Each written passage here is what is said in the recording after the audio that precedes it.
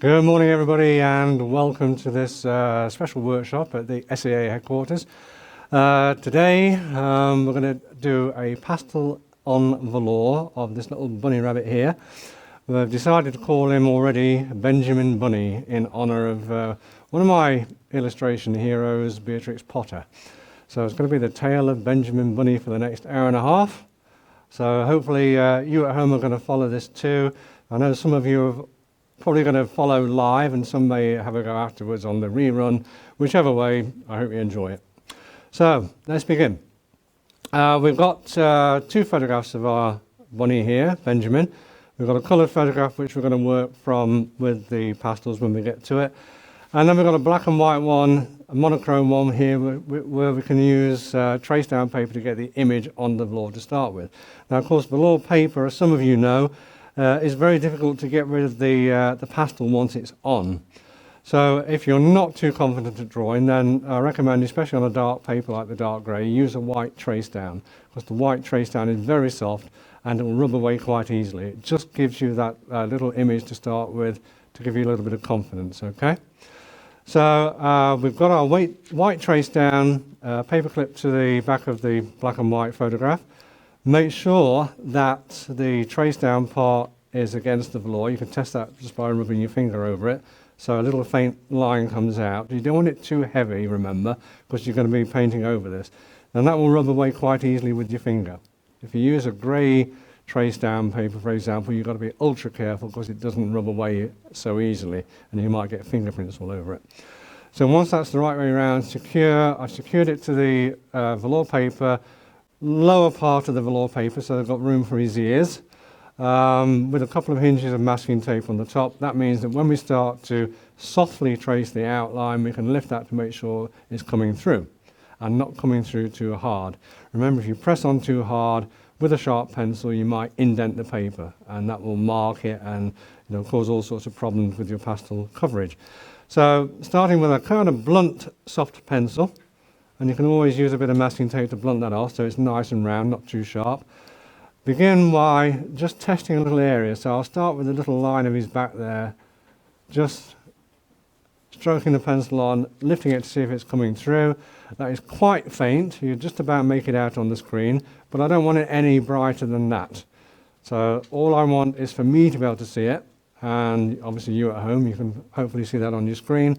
And then I'm going to go over it with the sketch proper. Okay, so test it out first, and then once you're happy with the fact that you're getting a bit of an outline on the paper, then you can trace over the important lines. That is the shape of the back, of course, the shape of the ears. You don't have to do this very, very detailed. All you're after is a basic guideline, because then what we're going to do is do a sketch proper on top of that and rub away those guidelines. So again, just now and again, hold your paper steady so you don't get any distortion. Now and again, just check that you are getting the image through. Err on the side of caution, that's always a good thing to do. If you're a little bit heavy-handed, just hold yourself back. So we've got the shape of the ears, we've got the shape of the back. You can always put in some of these little rounder muscles, underlying muscles around the shoulder and so on, which are designated by the dark lines. Again, you don't have to do those detailed, just roughly where they lie. Don't forget the chest, and then the important thing, probably the most important thing, the shape of the eye, nose and mouth and so on.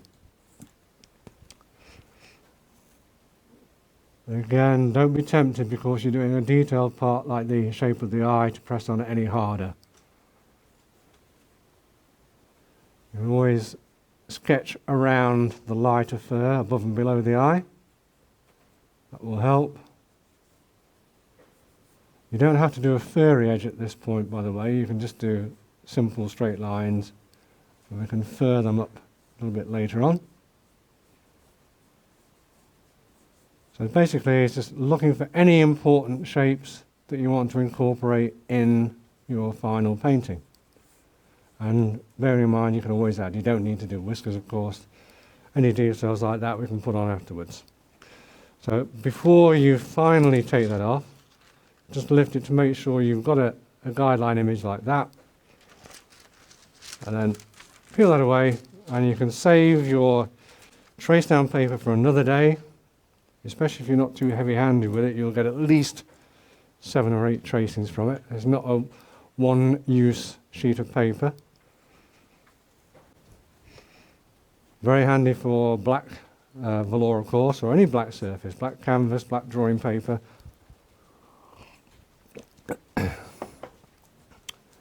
Ideal way to get your image onto a dark surface. I know they use white trace down for these, what do they call it? These sort of folk art on barge, vases and things like that. You know the kind of thing I mean? There's a name for it, I forgot what it is. That's like folk art. What's that, sorry? Yeah. So if you're painting on an old tin pot or something on a barge, they use white trace down paper to get the image on there. So it's very useful stuff.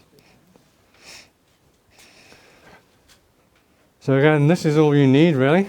Just make sure that you've got the image on the paper to get started. You can rub away any bits that you don't want, or any bits that do remain will certainly get covered up. So, this is a 5-stage process. I always do this 5-stage process because it's easier to learn than just a mess around process. It's easier to take that on to other subjects as well. Not only animals, but portraits, anything really. So the first stage that we've done is getting an image onto the paper to start with. If you do want to do it freehand, then use something soft like a charcoal pencil. Or even I sometimes use a rounded corner of a hard pastel very lightly to get the image on. Okay, something that you can paint over with quite easily. So, although velour paper will hold pastel very well, as I've said already, it won't hold the trace down very well because it's literally just on the surface of the paper. It will rub away very easily. So the next stage, you've got to be careful not to rub that away with the side of your hand as you're working. We're going to take stage 2, this is a tonal sketch. So we're going to build a tonal sketch with a black pastel. That's not to say that we want a very dark image, i.e. black. Neither do we want a very light image. What we want is sort of mid-grey. So that means, again, holding back on your hand pressure, especially if you're heavy-handed. If you're light-handed, or is it light-fingered, I'm not sure. Light-handed or light-fingered, whichever it is, then you're going to find that the image is too faint, and when you start to paint colour over the top, you're going to lose it. So go for a mid-grey tone. Take your Faber-Castell hard pastel. Then what you want to do with that is, because they've got sharp corners, always a good idea to leave 4 sharp corners on one end for later on, in case you want them for whiskers or something like that. The other end will become a little bit more rounded, a little bit softer. So with a rounded corner, it's more suitable for sketching, because what we want to do first of all is to sketch. It's a tonal sketch, remember, we want to sketch the details, not do fine details. So we're after shape and form. That is the outline of the body, the outline of the eyes, and then some tonal variances in the rest of it to give us the form, the rounded form. So round off one of the corners of your hard black pastel. And then, very lightly, we'll start with the ears. For some reason, I always start with the ears. Every time, I don't know why it is, it's just the way it happens. So starting with the ears, very, very lightly, you can see you don't need much pressure for that. Just go over the trace down image. That's all you need to do to start with. So to make sure that those initial few lines are secure on the paper. Be careful not to rub that out with the side of your hand as you're working. So once those lines are secure, then we can do a little bit more of the sketch. So remember, you don't need to do anything more than that at the moment. Just make sure those key lines you put in right at the beginning are safely embedded in the paper. And you'll find that when we rub the trace down away, the black pastel will remain. Might be a little bit lighter, but it will stay there. And it will remain throughout the course of the painting. Another reason I don't like to go too heavily with the initial grey or the black is because we want to put some highlights on there later. And if it's very dark underneath, especially around the back of the ears where we can see that nice soft highlight, then what's going to happen is it's going to be harder, not impossible, but harder for you to get a nice highlight at the end. So you can be fairly loose with this initial sketch. I always try to remind people that it's not a detailed sketch. Even when we finish this, it's not about producing all the fine details of the fur and stuff like that. That will come later. And the important thing is to always think of it as a sketch, the tonal sketch, not a tonal fine drawing, okay? So don't get too involved with it. So once we have our grey outline over there, you can go over it with your finger, or if you don't want to get your fingers dirty, a bit of kitchen paper, rub away the white transfer paper, which rubs away very, very easily, and then we're left with that nice grey outline which we can work from, which is now permanent. That's fixed in the fibres of the paper. It's not going to move. That's the beauty of velour paper. Some people might think it's the beast of velour paper. I think it's the beauty of it, that once you put your pastel on there, it stays in place, which means you can put lots and lots of layers on. As many layers as you'd like. I've done paintings in the past with 100 layers or more of pastel on there without having to fix it. So none of that nasty smelling spray stuff. Hairspray. Use hairspray, don't you, Bill? No. Okay. So hairspray or fixative. You know, it's foul smelling stuff. Don't like it. No. So make sure you rub away all that white transfer paper. And then what we'll do is we'll proceed with stage 2, what we just started, putting some detail in, but not too much. Got to think about the important things at this stage. So the important things for drawing at this stage, or for sketching, are certainly the features, the eyes, nose and mouth. You can't see the nose too well. And maybe some edges of the fur. It's got quite patchy fur. There's a lot of wild rabbits do, actually. They have quite patchy fur. It comes out in clumps. They don't have it groomed every day, of course.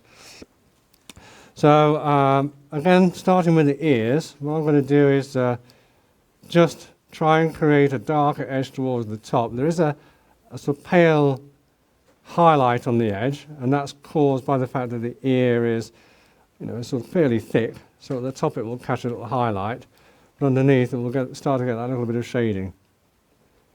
A tiny bit of shading towards the top, and then each bit we do, we need to rub in.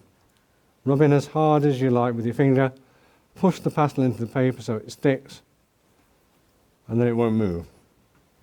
And also that means it will soften the edges a little bit, and it means that when you add colour over the top, you're not going to contaminate it with the black pastel underneath. It's all in the fibres of the paper. So you can start to generate, with just a little bit of shading, a few lines, start to generate the three-dimensional look of the ear, or creating the highlight on the edge. Okay?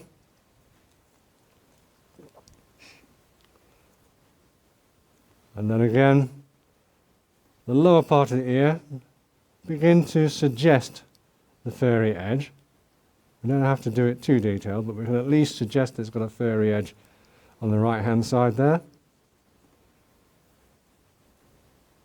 And then just a few lines for the inner part of the ear, where we've got the sort of ridges inside the ear.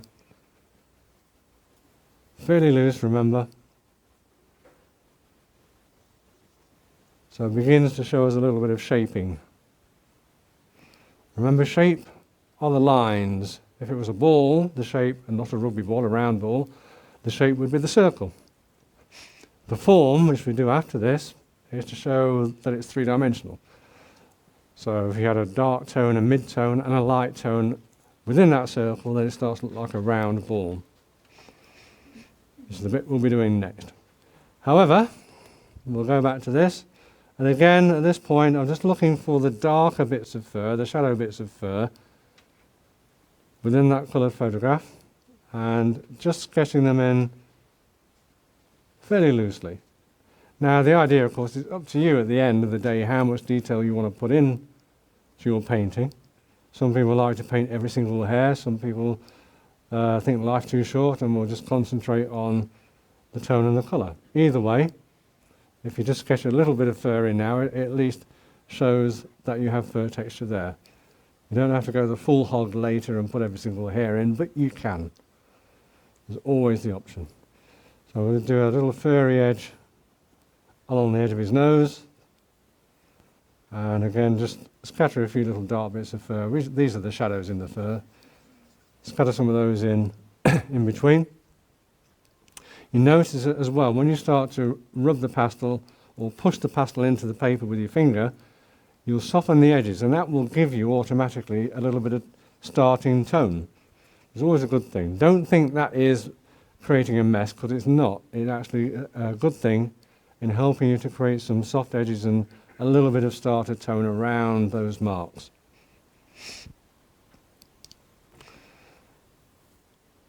So again, the important thing for us, the most important thing probably for us on here is the eye. The eye shape is fairly crucial, so concentrate on getting the shape. Don't worry about filling it in yet, that'll come later. Try to separate the eyeball from the rims, top and bottom. Little tear duct in the corner, all those key little bits that are going to be useful later on. And again, a little furry edge around the lighter part of the fur. Okay. And if you just sketch like that rather than fiddle around with too much detail, you can see the animal or your subject, whatever it is, starts to appear very quickly. Try not to get bogged down in too much detail too early on. Now the nose, the little tip of the nose is just about visible on the photograph. Just a little part of his nostril. It's only a very tiny part you can see. They don't have huge noses. And then you can get the shape of his cheek underneath. They've got these little whisker follicles, dark bits of fur where the whiskers grow out of. You can pop those in, roughly at this stage as well. Don't worry about the whiskers, of course. The whiskers are fine details that will come much later on, right at the end of the painting. And then finally, all these little dark bits of fur that we suggested with the white transfer paper. The shadows in the fur along the cheeks and along the back, you can sketch those in. Just paying attention to the direction of the fur and the length of the fur. Obviously it's very much shorter on the face than it is elsewhere. So if I was to give any advice about painting or drawing fur, it's the length and the direction of your fur strokes. The key. The dark bit under his head is where his head's resting on top of his shoulders. He's sort of squatted down there. So you're going to get that slightly darker shadow under his cheek, under his head. Now, of course, if you wanted to, at this stage, if you decided you didn't want to add colour to it, you could simply do the whole thing with a black pastel and put a few highlights on with ivory or white at the end. Perfectly acceptable. It's the tonal sketch, or the tonal underpainting. If you're using oil and acrylic, you've probably heard the term grisaille, which is simply French for a grey painting. So that is key to creating the shape and the form, the outline and the roundness, and also can be key to creating the whole atmosphere of the painting right from the start. Sometimes, you decide, well, I might mess it up if I put colour on it, or I particularly like the monochrome work, I don't like to use colour too much. Then don't let that put you off pastel. I've done recently a couple of pastel paintings on this grey paper with just black and white pastels, because I like monochrome as well. And if you get the right amount of detail, the right amount of tone, you don't need to add colour. We're going to do it today, of course.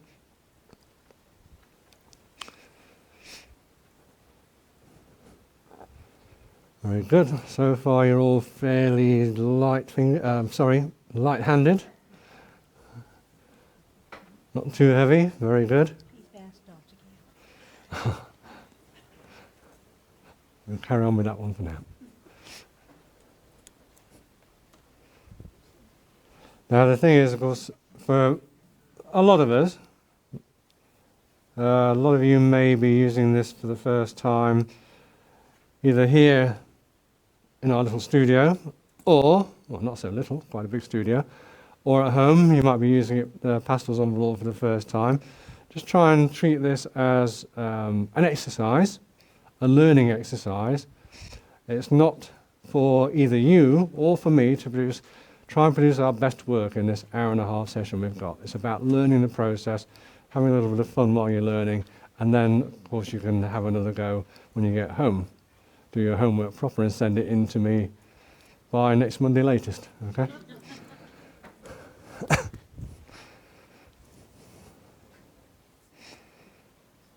So I'm just going to suggest some of the folds in the fur along the back, where the fur is maybe a little bit matted, a little bit falling apart. That's the wrong term, isn't it?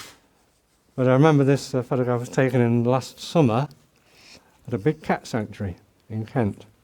Strange for a little bunny rabbit to be living in a big cat sanctuary, but there you go.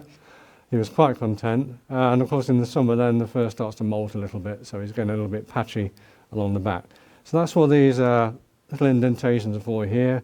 And again, very loosely sketching some of the darker shadow fur with that rounded corner of your pastel, not too sharp. Very often I find that the whole painting on velour especially can look better if these lines aren't too sharp. The whole point sometimes for velour is to make something look soft, and it creates a soft texture immediately without even trying.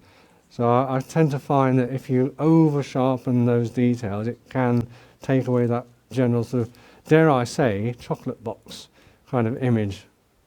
You know, which is a bit of a cliche, but there's nothing wrong with chocolate box, is it? And as we're coming up to Easter, chocolate Easter bunny, why not? Or Easter bunny chocolate box.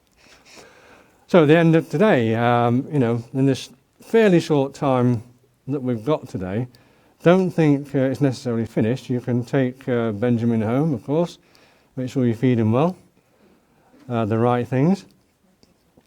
And take him home. You add some more to it. You could have some daffodils in the background, or some daisies in the foreground, or a couple of dandelions for him to be munching on, or a carrot or two. But yeah, I'll leave that to your imagination. That's part of your homework. So we'll go through the basics today, including the background, and then any other things you want to add to it. Remember, you can do up to or even more than 100 layers of pastel, as long as you're reasonably light with your application, so you don't clog the fibres too quick. You use slightly harder pastels, which we're doing. We're using the hard square pastels, and then we're going to be using also in the set some of the SAA soft pastels, which are, by the way, about the hardest soft pastel you can get, which work better on velour. You've seen now the transfer paper it's like chalk, soft chalk, which rubs off very easily. Harder pastels stick to the paper. Okay, so if you use the SAA soft pastels, don't use a very, very soft pastel. That'll just act like trace down, it'll fall off. SAA soft pastels are much harder and they sit in the paper much better and they stay there. Okay.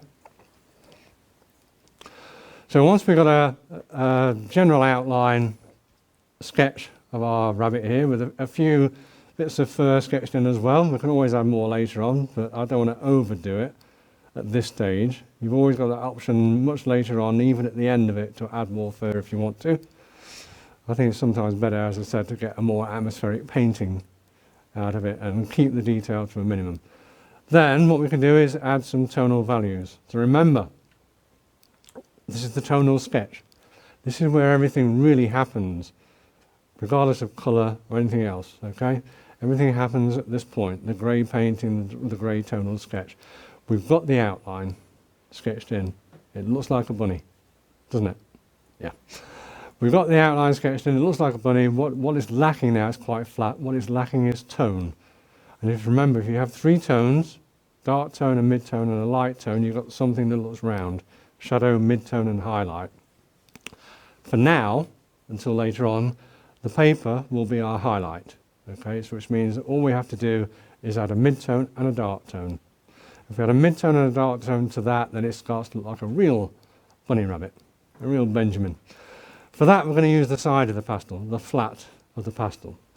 You may find it's got a waxy protective coating if you hold it to the light, which you need to get rid of.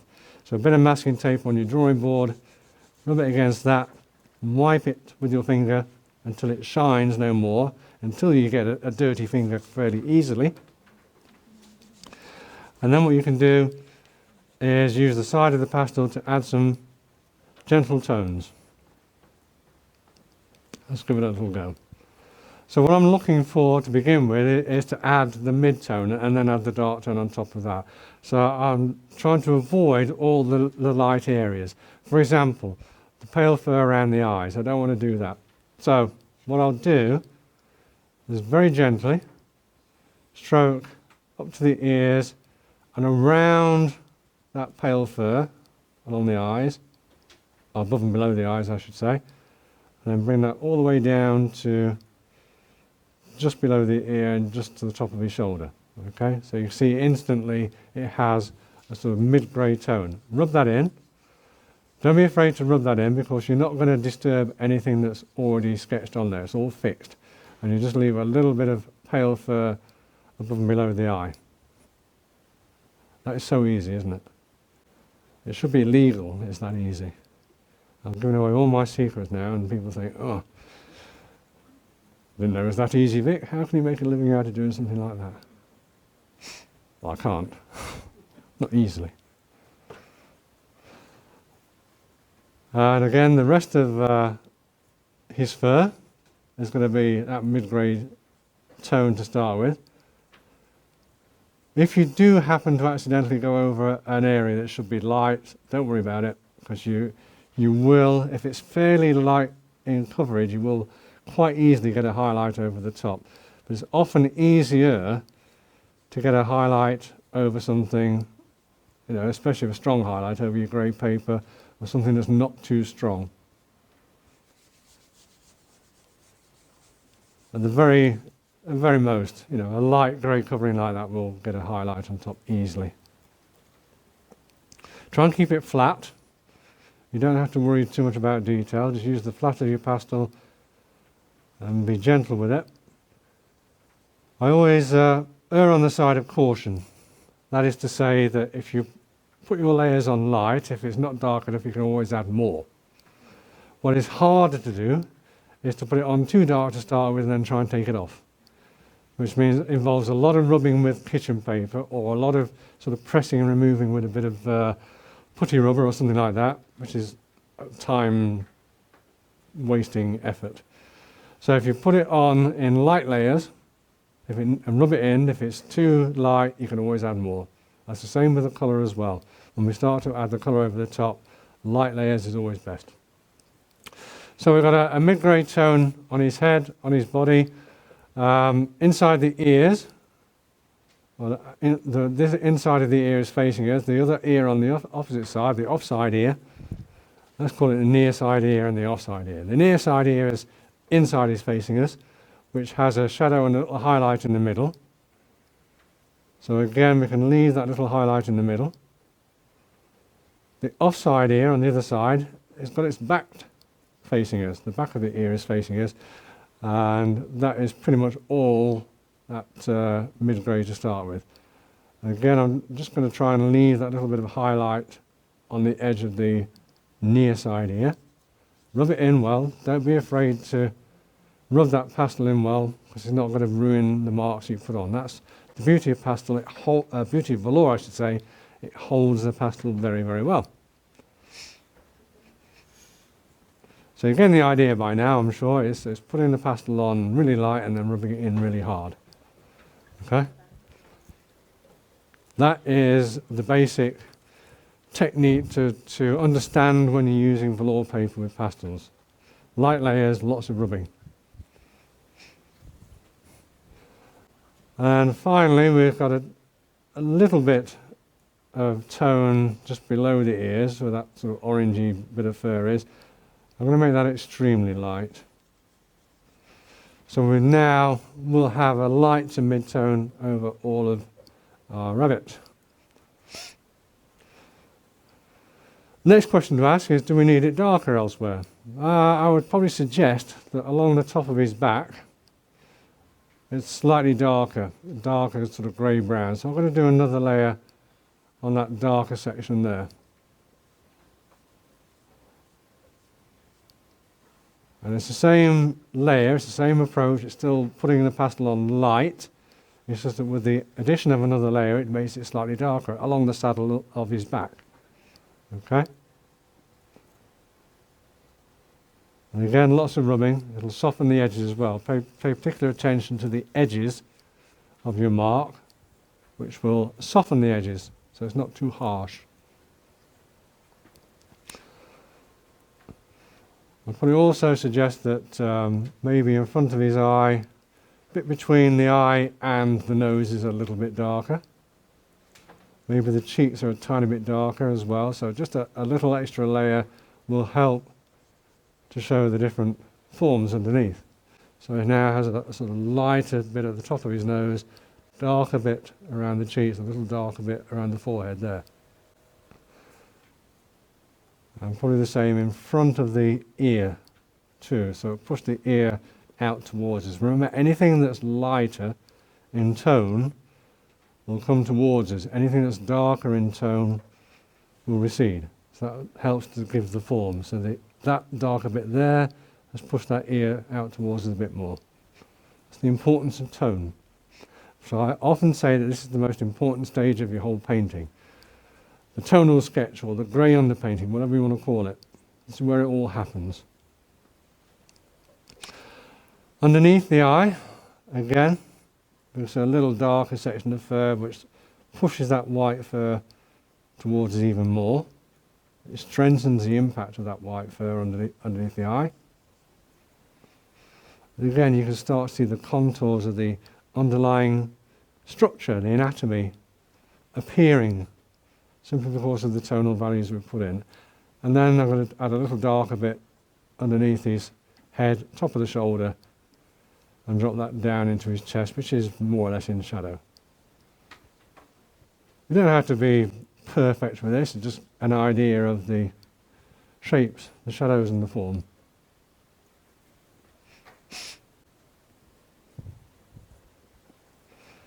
Try not to use any of your white pastel at the moment. People sometimes get a little bit tempted to put some highlights on at this stage, unless it's going to be in monochrome. If you're going to add colour to it, try to avoid using the white at this stage, because what it will do is it will contaminate your colour when you put it over the top. It will make your colour appear lighter. So if any of you here or at home has been tempted to put some highlights on already, try and rub them down.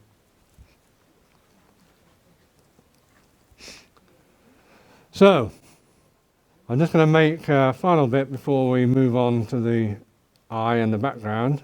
The final bit is just below the tip of this near side ear. So it gives us an extra little bit of indented shape, a sort of convex shape. So the ear now appears to be going inwards, curving inwards. And then the eye itself, don't worry about reflections in the eye. This is too early to bother about things like that. All the eye needs is a couple of layers with that black pastel to make it a dark grey.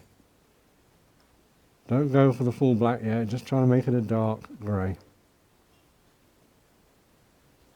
So put it on layer by layer. And again, we can detail that later on. So no need to worry about that. Just add gently to it, bit by bit, until the eye is now the darkest bit. Dark grey, remember.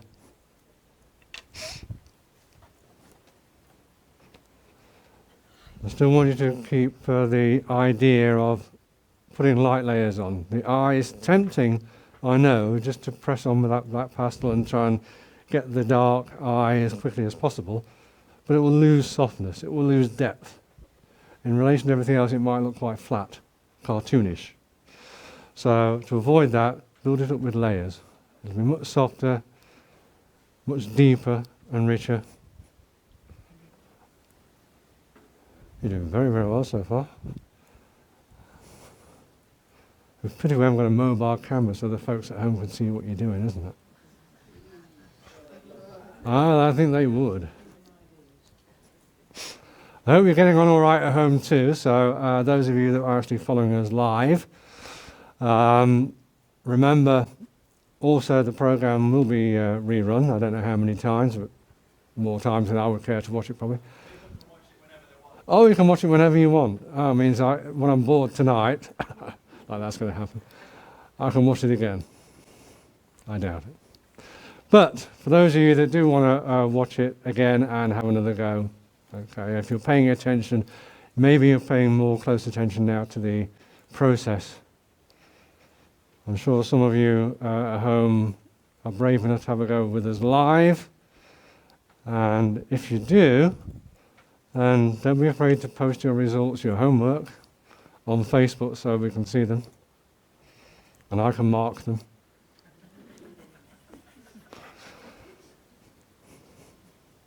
Well, oh, you might do. There might be a gold star or two in the making, we shall see. So now we have our bunny. Benjamin is now sketched and toned, so he's starting to look a little bit more like a rounded form. We'll work a bit on the background. At the same time, as you're adding tone to the background, to the subject rather, you need to add tone to the background. The two belong, don't they? Now, what we're going to do is do a fairly simple background on here. Remember, you can add more detail to it as part of your homework if you want to. But usually, I find it more interesting if you're doing a sort of muted, soft focus background to have darker corners and a little bit lighter around the subject's head, which then draws attention to the head and not to the corners where it's not going to be too light. Okay? So a little technique I use for this, creating soft, natural texture that could represent foliage, leaves, anything you want, is again to use the side of the pastel and starting in a corner. These corners are going to be a little bit darker, so maybe we'll have this and this corner darker, maybe a little bit lighter over here. We'll just see. Start using the side of the pastel to make little squares. Now what I do is twist and turn my wrist so these little squares, about 1 inch squares, are higgledy-piggledy. Okay? Now from a distance, those squares will look, if I stand back and squint, they will look like some kind of texture. Close up they look like squares. In order for them to resemble texture, then what I do is rub it round and round. Quite hard with your fingers. If you find that's warming your fingers up too much on the material-like surface of the velour, it's nylon, remember, so it could be quite abrasive, then use a bit of kitchen paper. Now, if I go over that a second time, that starts to break down, because I'm doing this sort of haphazard pattern, that starts to break down that square texture. And the more you do it, and the more that breaks it down. Notice what I'm doing is letting it fade out around the bunny's head. So I'll start at this other corner next. I'll try to get dark corners established and letting it fade out around our rabbit. So you can do this as many times as you want. Remember, it's still about putting the layers on light, not too heavy. Rub it round and round with your fingers, and gradually you can start to see that kind of soft focused undergrowth background appear. The bunnies tend to sit in the undergrowth, under the brambles and things like that, munching on dandelions and grass. And that gives you an impression of that sort of darker undergrowth, maybe underneath the bramble bush. And gradually just darken the corners. You can sort of suggest branches, all sorts of things with this technique. You can see the tonal background is having a great effect, isn't it? It's highlighting the bunny's head. So you can take it right up to the ear, faintly, drop it down behind the back, and then gradually we can make it a little bit darker in this lower left-hand corner. But that's a basic technique and my sort of thoughts on what to do. That you can use that technique and create your own background. Remember, you can add lots of detail. You could add a whole bramble bush in the background if you wanted to. But I always suggest, and I think it's a good idea, to make those corners a little bit darker, create a slightly lighter area around the subject's head.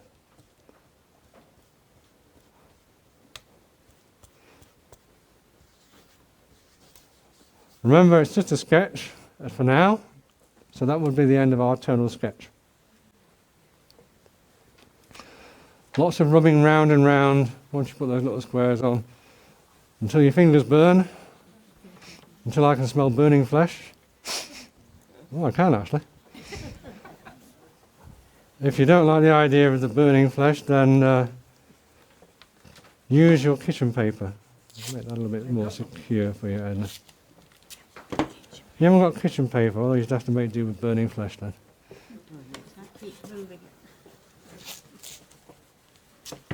Use the sleeve of your jumper, that's what I do at home. It's not the medium to dress up smartly for, is it? No. Pastels. So if you've got wear an old jumper, you can always hook it in your thumb like that and use that.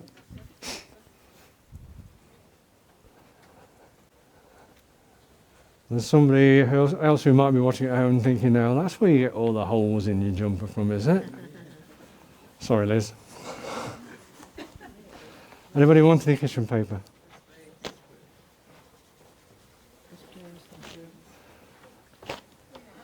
I'll be the kitchen paper slave while you're finishing that little bit off.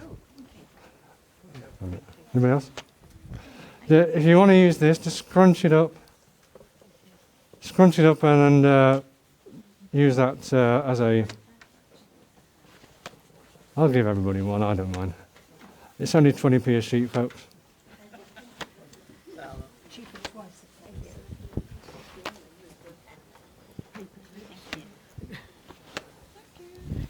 Well, did I charge you for the paper clips? Yeah, I don't think I did. Oh, they were 50p each, weren't they? Yeah. I've got to make a living somehow, you know.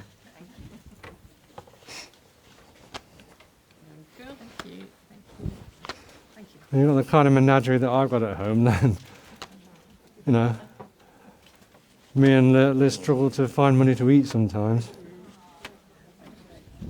11 cats, 2 dogs, 2 rabbits, a ferret, a rescued rook, and a tank full of tropical fish. And all the birds outside, of course, they need feeding, don't they?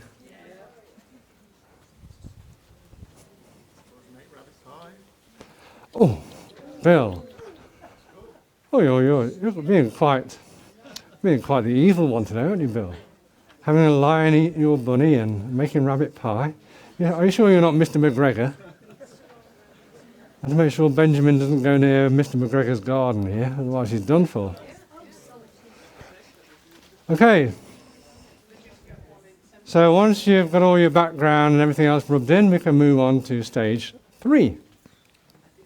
So remember, this is the key stage for your whole painting. Now, what I would probably normally do at home, if I'm working on painting for an exhibition, say, I could spend easily a couple of hours on the tonal sketch, of course, of the importance of it, which you can see now.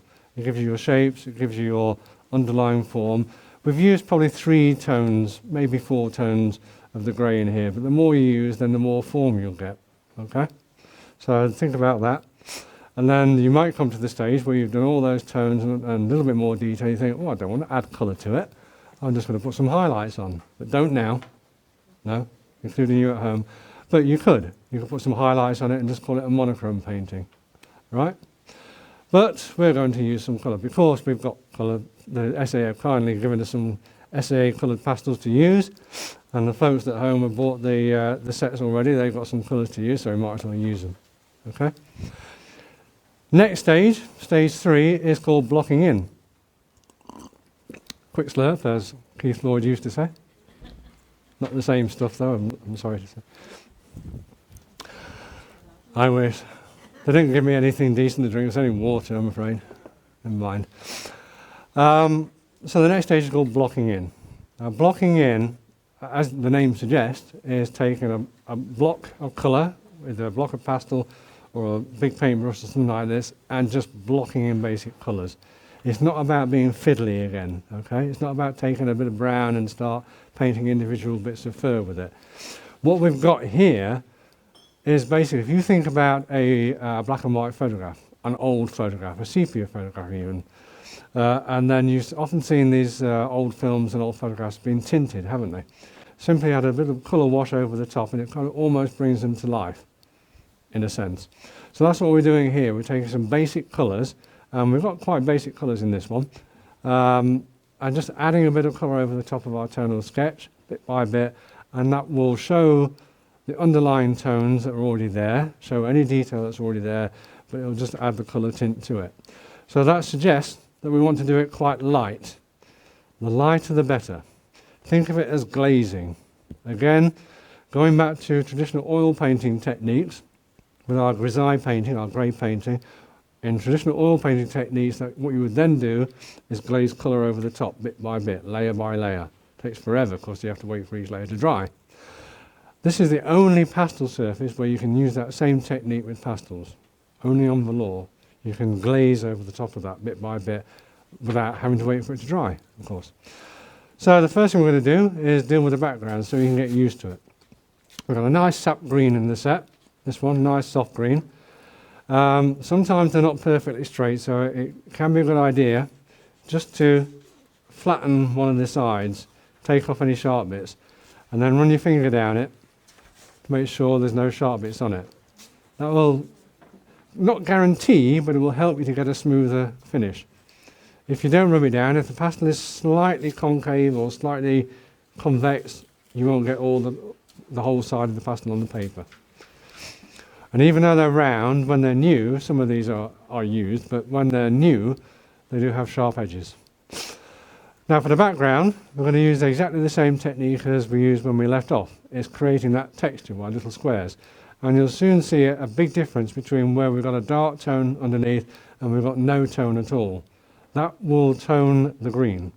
So you don't need, if you're using this technique, you don't need a whole range of greens, just need one, okay? So however many tones you've got in this stage will change the tone of that green automatically. So if I start in the corner, again just do these little squares, and then you'll start to see where the tone is lighter, right up against the ear for example, and once I've rubbed it in, round and round, you'll see automatically you've got several different shades of green, without even trying. That makes life a lot easier, doesn't it? I like to keep things simple. So, if I can use one green to create a whole tonal background, then so much the better.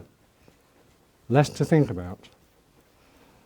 Now, this process of building up the background texture like this, with first of all the black pastel, then the green pastel, you can repeat over and over again, especially if you're using light layers, as you should be. You can repeat that over and over again, alternating between the green and the black and the green and the black. As long as you finish with green as the outer layer, not black, then you'll get loads of different tones. You can incorporate suggestions of branches along the way. So remember, you can do as many layers as you like, as long as they're light layers.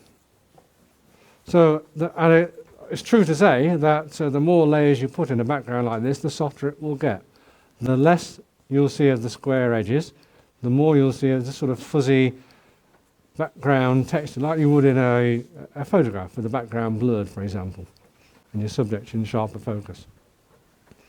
So it's a useful background to create if you just want to concentrate on your subject. And if you want to add more to it, some flowers or something like that, or some extra leaves, you can do. It gives you, on top of your background texture, it gives you many, many options. But remember the technique, little patchwork series of squares, higgledy-piggledy squares, different directions, then round and round with your finger. And you can use exactly that same technique to create mist effects, for example. Higgledy-piggledy squares, rub it round and round. That sounds like a nursery rhyme, doesn't it? higgledy-piggledy squares and rub it round and round. You'll be singing that on the way home, won't you? Bill won't. Bill will be saying, kill the bunny with the lion or something like that. They'll be saying, a rabbit pie for supper. So we continue with this square textured background all the way around the bunny. Remember, what you want to do is to take that just inside the outline, just inside the edge of your rabbit. If you don't, if you're trying to be too careful and you leave a little gap, say along the nose there, where there's no tone or no green at all, at the end of the day there will be a sort of visible ghost outline around it. You know what I mean? Almost like a halo effect that you don't want. So even if you just take it to the inner edge of your outline, that'll cover up easily, because it's not too heavy. But don't leave a little gap. It's often tempting to do, and I've seen it happen loads of times where people leave a little gap. At the end of the painting, there's a kind of underlying little grey halo effect. And I think, oh, I wonder where that came from.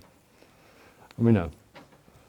So don't be afraid just to go over the edge of your subject. Remember, we're painting on top of that. That's why we're doing the background first, so we can paint the bunny outline over the background. Now, right at the bottom here, you can see that we've got a very much brighter green, bottom right-hand side, where there's no tone underneath at all. And later on, if we have time, I don't see why we shouldn't, I'll show you how you can begin to add some foreground details. And then I'll leave the rest in your painting to you. So that's the background pretty much dealt with. I'll just briefly show you how you can extend the tones of that. So if you take a black pastel again, maybe in this dark corner, you want to add a little something like maybe there's some leaves hanging down on a overhanging branch or something like that. Then we can make that section a little bit darker, again with the black pastel. And then go over with the green. So we end up with the darkest green, not a black, because black would be very unsuitable for a natural looking background, but a very, very dark green is ideal.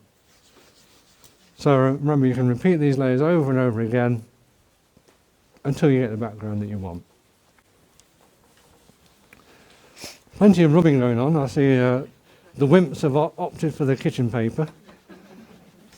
The brave ones are going for the fingers, going for the burn, as you might say.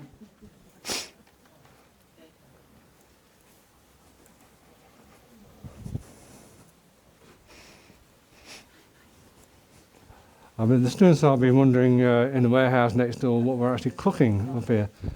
What's that burning flesh smell?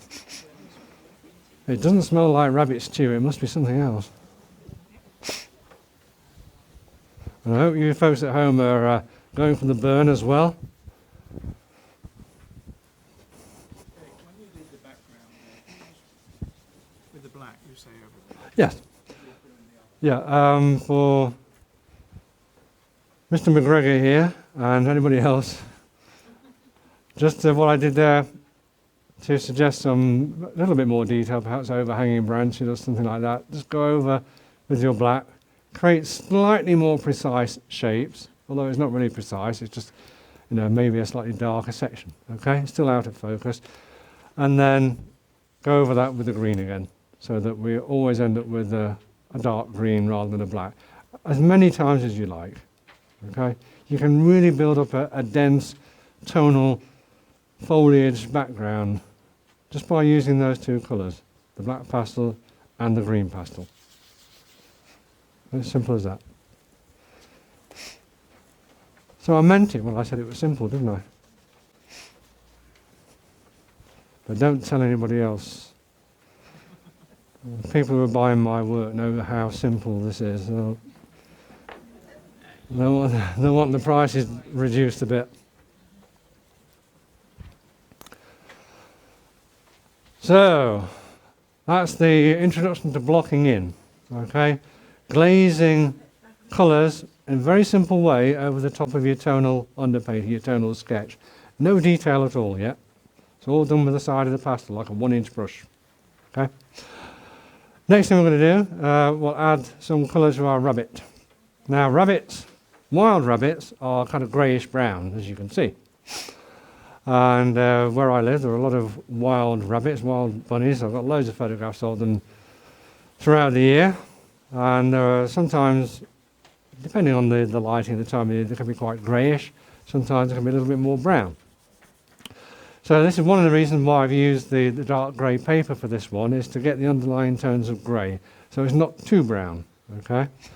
And then introduce some brown over the top. That way we always get that underlying greyness coming through, a little bit of warmth over the top. So we've got the nice warm colour, which is this. Again, give it a flat spot on the masking tape. This is dark orange. What it actually produces is, I'll just put a little bit on this masking tape at the top. It produces quite a nice sort of golden brown colour, which is great for lions as well. You like lions, don't you, Bill? Yeah. Great for lions and even tigers. It's a kind of, you know, warm, buff lion colour. But it's ideal for our brown tones in the rabbit, letting some of the grey show through. So what we'll do is we'll start on the back, and remember this is no different, except in the way we apply it. It's no different from what we've just done in the background. I said we're not doing higgledy-piggledy squares, we're doing little strokes with the side of the pastel. So if we start from, say here, the shoulder, and you don't have to stick rigidly to any line, because the edges want softening anyway. We start from here, and then we just gently brush that over that tonal sketch. Remember, light layers is better. Right to the edge of the rabbit, and along that saddle bit, the darker bit, just beyond the lower part of that saddle, so we merge it into the greyer fur. And then we rub that in. Remember, this is just flat, simple strokes. Rub that in, so it takes a little bit of the brown off and lets some of the grey show through. And it's a huge difference, isn't it? Most of it relies on that tonal sketch underneath. That's why this, again, is so simple, because you just have to glaze a bit of colour over the top. You can just follow the general layer of the fur if you want to. So along the back like that. And remember, we can add layers, so always start with the light layer. A good thing you can do, if you're unsure about where to put any of this colour, or even the tone, is to squint at your reference. Screw your eyes up and blur out the details. That will show you where your colours are and where your tones are much easier. Because when you stare at it, and it's all in sharp focus, your brain tends to want to look at detail more than anything else. So if you see little bits of brown here and there, just put that in at this stage. We can add more colour to it in a minute, but then again, just underneath the chin, a little bit of brown going down into his chest. So we're going to get that mix of grey and brown quite quickly.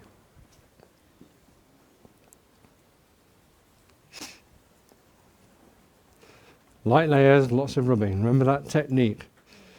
Key technique using pastel on velour. Light layers, lots of rubbing. Go for the burn.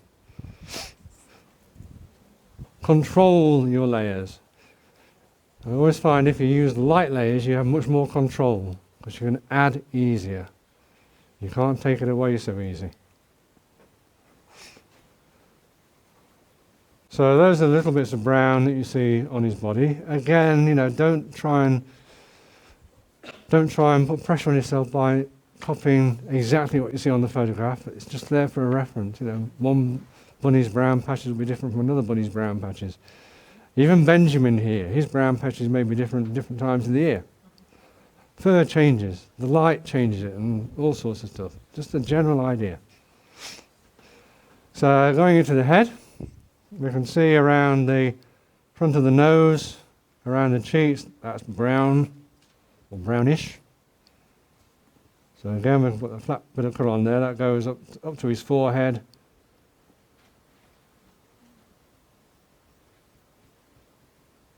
And rub it in. Remember, the edges of these, where we stop from being brown and going into grey, need to be softened, so lots of rubbing. So you see now his kind of brownish grey nose. more brown than grey.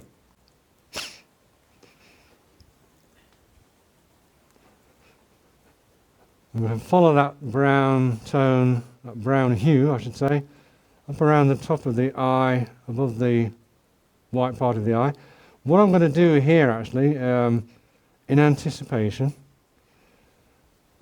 there are some things you need to anticipate before the end. What I'm going to do here, because he's got these pale bits of fur around the eye, okay, to stop those being too bright at the end, too highlighted, which is why I said don't use any white early on, I'm going to warm those highlights up. So imagine if you're using white or ivory for these highlights, even on grey paper, if you put them on at the end with nothing underneath, they can look quite stark.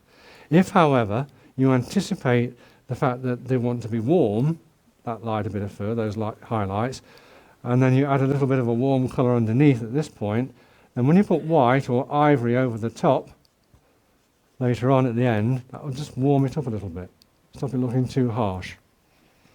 Okay? That's something we should always, where you've got a strong highlight, always anticipate. For example, the same thing around the back of the ears.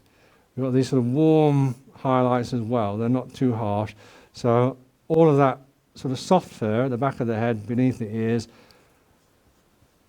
regardless of the highlight on it, I'm going to put a little brown tone underneath. So even if you're using white as a highlight, that'll soften that white with that dark orange being there.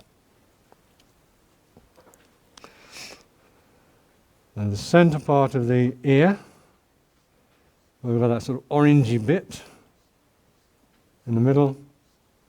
Again, a couple of light layers there will do the job. Have we missed anything? Yeah, maybe a little bit on the side of the face and just at the bottom of, or just above the top of the shoulder there.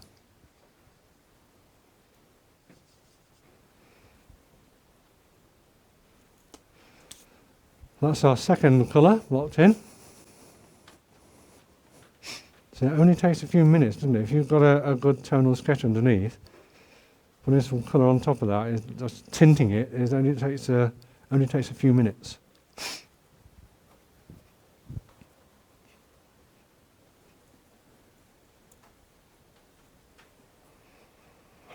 So before we come on to the details, there's one more colour to add in there, which we've got here is the pale dioxazine violet.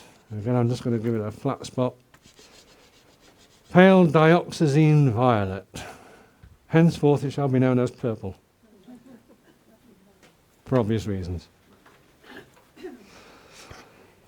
So you can see from the photograph that we've got little hints of purple here and there, and it's a colour I always like to use if I'm painting warm fur, like going back to the lion for example, and painting a lion with these sort of colours. If you use purple or violet in the shadows, it makes the shadows look cooler, it pushes them back. Because A, it's a cool colour, obviously, that's a warm colour. So warm colours come forward, cool colours recede. Secondly, they're complementary colours.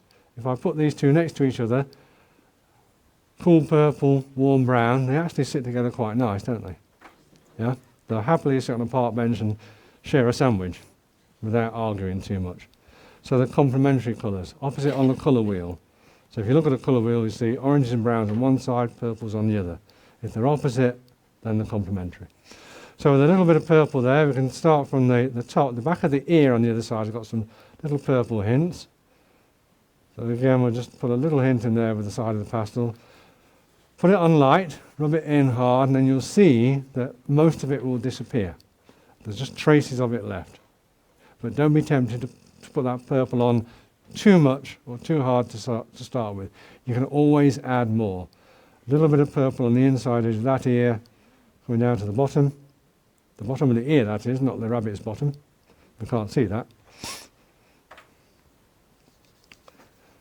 And again, rub that in, and it sits nicely alongside that dark orange. It adds to the shape as well, it adds to the form. If you use complementary cool and warm colours, they can actually increase the form. On the left side of that ear, have you put it down? Just on the right side, towards the middle, yeah.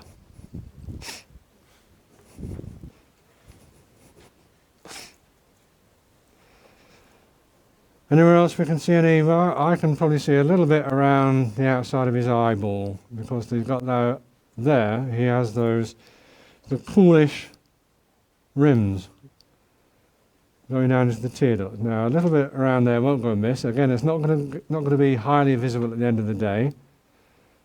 But usually around the eyes, the ears and the nose you might see a little bit of a cool hint. The nose, maybe not so much. I'm quite happy to leave it there at this point. You can use it for some flowers later on, maybe some little violets or forget-me-nots, purplish blue ones. I don't know. Name some purple wildflowers. That'll do. Or just make them up. If you do want to suggest a little bit of cool towards the lower left-hand side, the shadow side, you'll probably maybe a little bit purple in there won't go amiss. It's not going to hurt too much because those colours are complementary. They don't sort of shout awkwardness out at each other. And that is blocking in. And normally I would say try to use no more than 3 colours. Either 2 cool colours and a warm colour if it's a cool painting, which this mostly is, a cool painting. So we have cool green, cool purple, warm brown, essentially.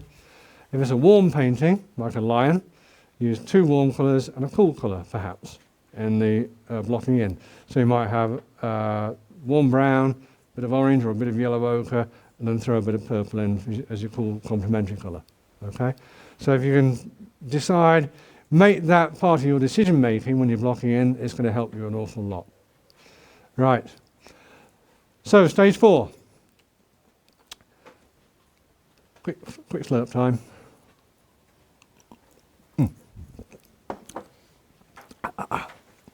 I think there's a bit more vodka in that one.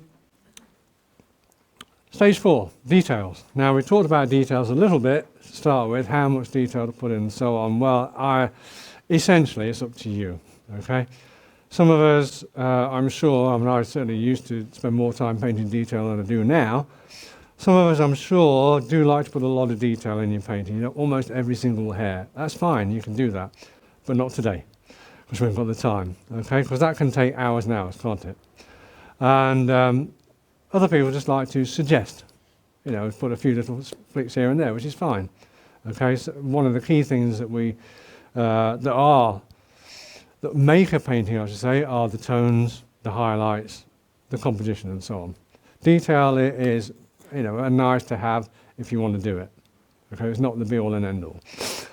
Now, detail as such, we'll minimise it today, of course. Detail as such on here are ears, eyes, nose, mouth. Well, we can't see the mouth too much, so that's fairly easy. And some little flecks of fur to re-establish. Because what happens, obviously, when we put some blocking in, some basic colour, even if those colours are fairly transparent, it will dull your tonal sketch. Naturally, it will. But you can still see the elements in there that we want to pick out. So what I suggest, as far as detail is concerned, is go back to your black pastel, the rounded corner, not too hard, and just bring back some of those bits. For example, the tips of the ears, where we've got a little bit of darker fur. They're already there, we've done them right at the beginning, so just touch them up again, bring them back into focus, not too sharp. As I say, this is more of a Easter Bunny chocolate box thing than highly detailed, so keep it fairly soft for today. If you want to make it more detailed when you get home, you can do. So again, we can re-establish that paler edge of the ear, the near side ear in this case, by re-establishing that little darker bit of fur on the inside of that edge. So always do a few little strokes like that with the pastel, nice soft strokes, and give it a rub with the finger. Okay, you don't need to go mad with the rubbing now, you don't need to create burning flesh. Just a nice firm stroke with the finger will do it. And if you wanted to add more fur texture on the ears when you get home, this is the way to do it. Okay, little bit by little bit, a bit of rubbing in between, and build up that fur texture. So we're going to do the same around the rest of it, where we started this morning, we've got some fur texture in the head and some coarser fur texture around the body. So we just take a couple of minutes just to re-establish some of that. It's slightly darker on the edge of the head. Remember, the important thing here is the length of your stroke and the direction of your stroke to match the length and direction of the fur that you're actually drawing or painting. So I get a few little dark flecks along his forehead. And again, if you want to make it a bit lighter, you can do. We don't be tied to the tones you've got in your reference. So the actual bunny or the original reference photograph even might not be quite like this printout. Printed out photographs usually end up a little bit darker anyway, so it doesn't have to be that dark.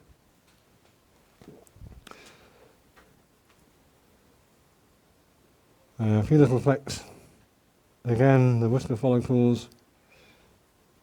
Just a wee suggestion of the tip of the nose again.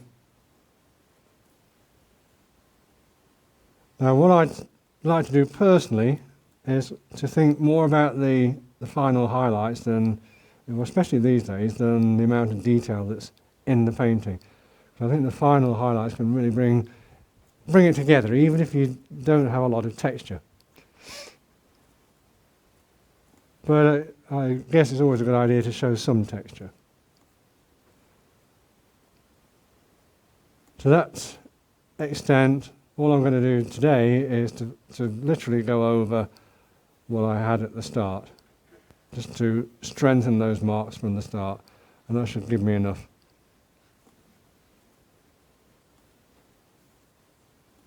There was a time, I guess, I would spend days and days painting fur texture, literally days and days.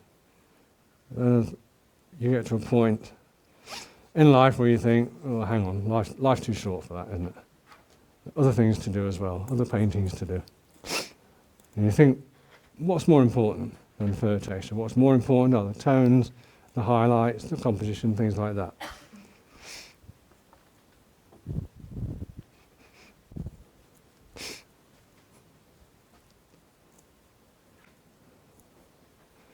But anybody that wants to paint lots of texture, lots of fur, every individual hair, you can. I'm not saying it's wrong, not at all. But I think sometimes it can be easy when you're doing a painting, a large painting, for example, not a small sketch or a drawing. It can be easy to get sucked into that aspect of putting too much detail into it, especially a bigger painting, at the expense of having something that's going to stand out on the other side of the room, where you can't see detail. What's going to stand out on the other side of a room in a frame is composition and lighting, isn't it, more than anything else? Okay, so those would be my first priorities.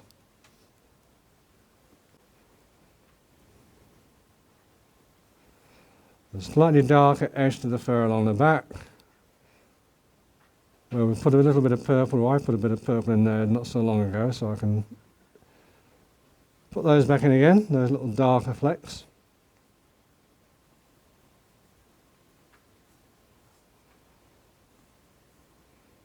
Remember, they're just flecks which represent the shadows in between the grey and brown fur that happen because of the direction and the length of the stroke that you make. That shows what kind of fur it is.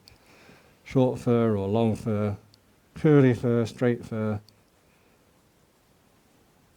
And it all begins with the shadows as well, the underlying shadows, I beg your pardon. The underlying shadows which show the purple, grey, brown, green fur, whatever you've got, it shows them up as little clumps of fur that they are. Always the starting point, put the shadows in there.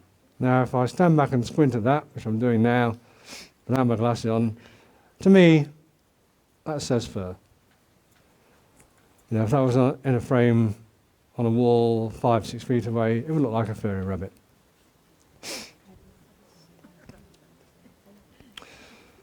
So I'm not going to dwell on that too much more. What I need to do next is do the most important part of the detail, not the fur, but the eye. Okay?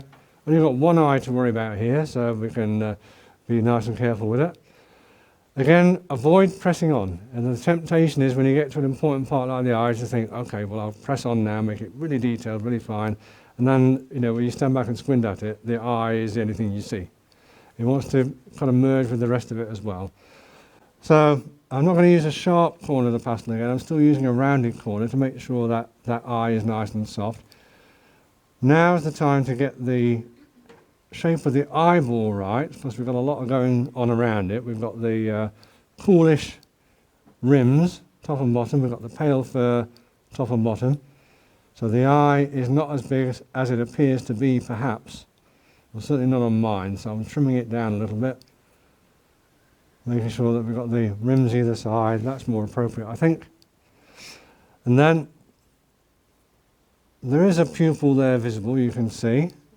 You can either fill in the whole eyeball with your black to make it a very dark grey, or right to the right-hand side of the eyeball, you'll notice you can see a little bit of the iris, or the coloured part of the eye. Now if I shape that at this stage, just by going over the pupil, you can probably just make out then the tone we already had represents the iris, or the coloured part. And that will help if you want your subject, or a rabbit in this case, is looking slightly behind him at me, I guess, because I'm crouched down taking his photograph, and you can see the pupil is facing this way more than facing forward. There's a little bit of the iris, the coloured part we see on that side. You can see it on the coloured photograph anyway. But that's an option.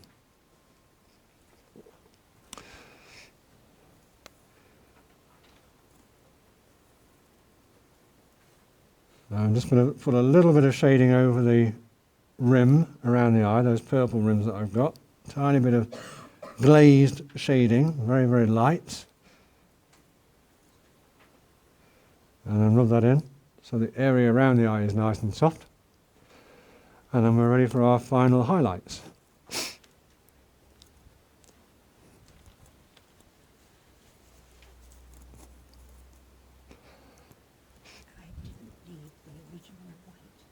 Or you can put that on.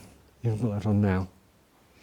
Yeah. If you didn't leave any room for your white highlights, the pale fur above the eye, you can put them on now, because white is quite strong anyway, or ivory, depending on what you're using. It's quite strong anyway. So that's where we'll begin. So take your white or ivory, whatever colour it is you're using, remembering that we don't want any sharp corners for this. Well, I did forget, Ashley, nobody reminded me about the whiskers, did you? The whiskers. No, not one of you reminded me. Thank you, Gary. I'm supposed to do all this all by myself. Whiskers. Okay, sharp corner of your black pastel. And then you can see you've got some whiskers pointing upwards, you've got some pointing downwards. Just stroke them in with the sharp corner fairly rapidly. They're quite long at the back, shorter at the front. They're always shorter at the front. Don't press on, otherwise they'll be very thick. And then rub away at the base. So where your starting point is, when you're sketching these whiskers in with a sharp part of pastel, rub away that starting point so it buries the whisker into what you've already got. The only part of the whisker you want to see is the rest of it. The shaft and the pointed end. You don't want to see the root of the whisker, that's buried.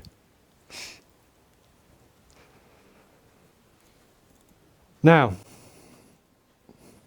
once you've done that, take your white pastel, your ivory pastel, whichever one you're using, round off one end. In other words, take the sharp bits off one end. And it's sometimes useful to create a little, we'll hold it up to the screen, hopefully you can see, a little rounded angled part. Just about see that angle. It's about 45 degrees. 44 degrees is okay, 46 degrees is okay, 47 is not. And then once you've got that little angle, just round off the edges with your finger to make sure there's no sharp bits. So when you've got a hard pastel like that, it means you can get soft highlights if you have a rounded part. If you use a corner or a sharp corner of that hard white pastel or hard ivory pastel, it will be very, very strong. That will subdue it, which is great for example, this nice soft pale fur around the eyes. So using that little angled soft ledge at 45-degree angle, it makes it soft. So we can go over that brown, go over that little bit of purple we've got. Notice that will subdue those highlights quite a lot. So if I did this on the pure grey paper, that would be absolutely white. It would be too bright, too harsh. By anticipating and putting a little bit of colour down as we did earlier on, anticipating it's going to be a warm highlight or a cool highlight, that softens the effect. There's a little bit of anticipation. And then, again, stroke at that pale fur around the eye, above and below. Bit by bit, don't go for the full strength straight away, as always. Put a bit on, a light layer, rub it in, squint at it, and if it needs a bit more, you can always add a bit more.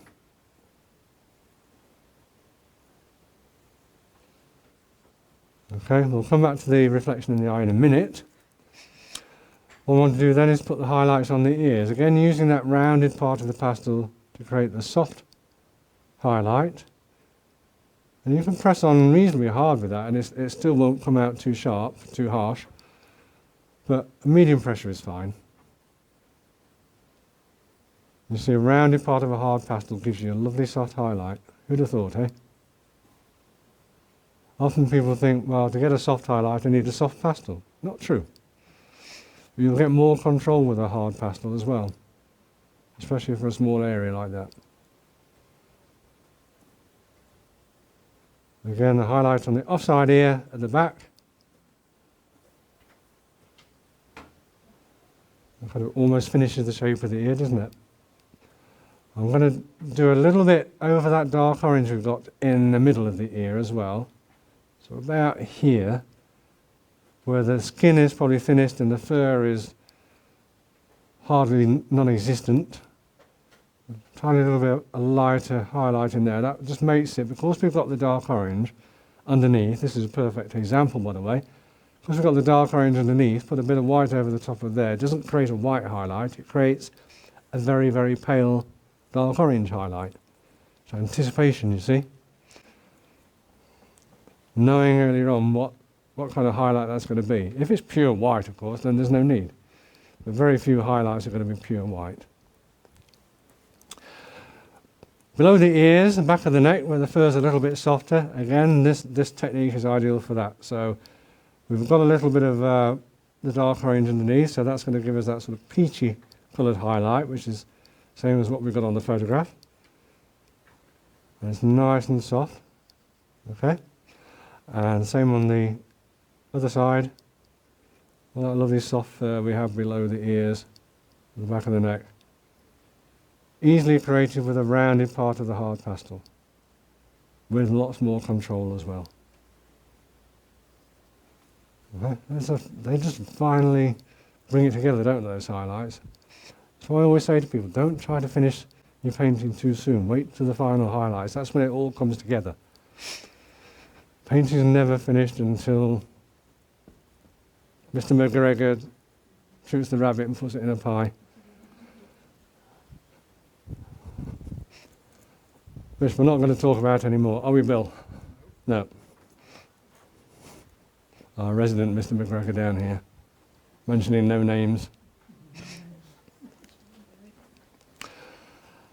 So any other little highlights you want to put in? For example, maybe slightly paler fur around the bottom of his face, coming into the chin. Just to the left of his nose, perhaps. And just keep adjusting those highlights bit by bit until you're happy with them. Make sure you sit back and squint, or stand back and squint, so they're not too harsh. And we'll have a little bit of highlight on his back. We imagine the sun is coming through this foliage, these bramble bushes from the top left-hand side.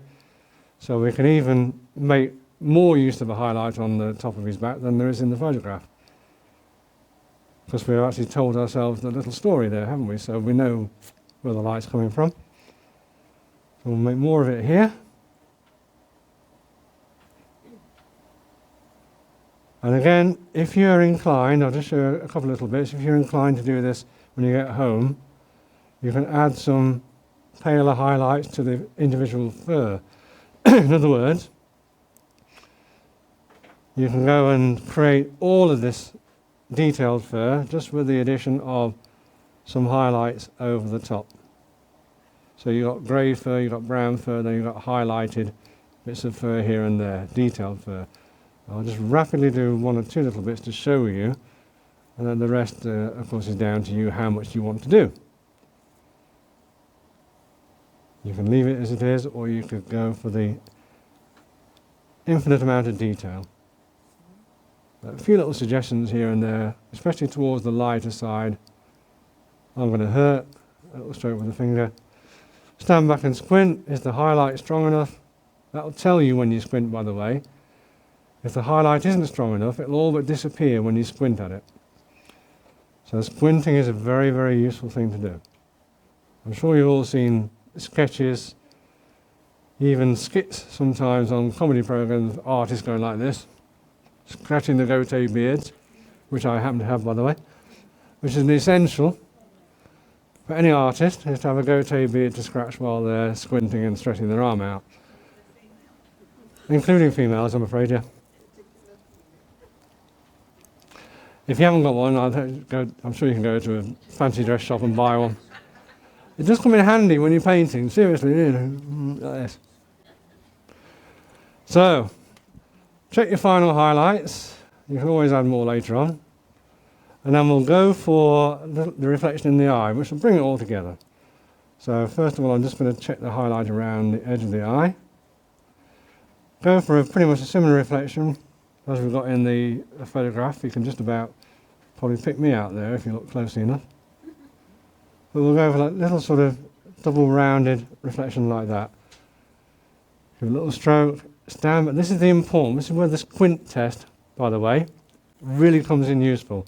If you sit back, lean back and squint at that, and that reflection is not clearly visible, it needs more. It needs to pass the squint test. Make it shine. Okay? Give it some life, make it shine. So a little bit more. Add it on, dab it on with the corner of your pastel bit by bit until you get a nice shine like that. While you're doing that, just a couple of very, very quick suggestions if you want to do this at home. You can always add some grasses in the foreground, like that. Quickly stroked in. Just remember, you know, the bunny is sat in a load of grass anyway, so why not have some grass in front of him? Okay, here and there you might get, I haven't got the appropriate colour for a daisy or a dandelion, but maybe here and there you'll get, I don't know, a couple of little flowers. So we'll put some heads in there. Use, again, the white pastel to get some petals on. So things like this will give you ideas, hopefully, for adding further detail to your own painting for homework. Remember when it's got to be handed in by next Monday. The latest, yeah. It can be handed in before. So you can do some little flowers like that here and there. I'll leave it up to you. You've got a bit of purple you can use as well. So remember that little bit of purple, if you bring some of that into your background as well as your foreground, you can add, okay? Add character to it. So obviously that's quite quickly done, but I'm sure that many of you, when you get it home, will think, oh, I want to put some dandelions or something else in it. Maybe even a butterfly or two, I don't know. But even if they're not really detailed flowers, it's all about suggestion sometimes, suggesting the stuff going on in the background. Little touches of purple here and there, you know, just to spruce it up, make it more of an Easter time chocolate box bunny. Little globs of pastel, that's all they are. But they do actually add value, don't they? So with that, I think we'll call our Easter bunny, I know it's slightly premature, but it's getting on that way. We'll call our Easter bunny done for today. What remains is to give him a signature. My homework's finished, I think, for me, but some of you might have some more homework to do, and be glad to see them. Everybody will be glad to see them if you post them on the Facebook page, the SAA Facebook page. Don't be shy. I've been wandering around, and you've all done wonderful things. What I will ask you to sort of get rid of your shyness straight away, is to turn around to face the camera, hold them up above your head. So all these people at home are curious as to know what you've been doing. And they're wondering, have they really been following this? Have they really been doing this bunny rabbit? Or have they just been writing out the shopping list? Let's show them, shall we? So when you're ready, just lift them up, turn them to the camera. You can turn and face the camera as well if you want to, unless you're in hiding from the law. In which case, keep your head down and show everybody what you've got.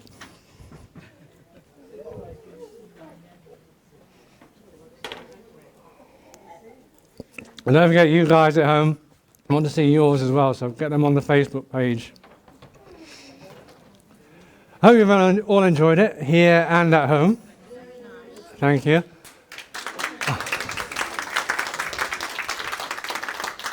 Bless you, thank you. And hope you've all had a good time. Remember, we're having a little demo this afternoon, which will be a Benjamin Bunny again, but in a different medium.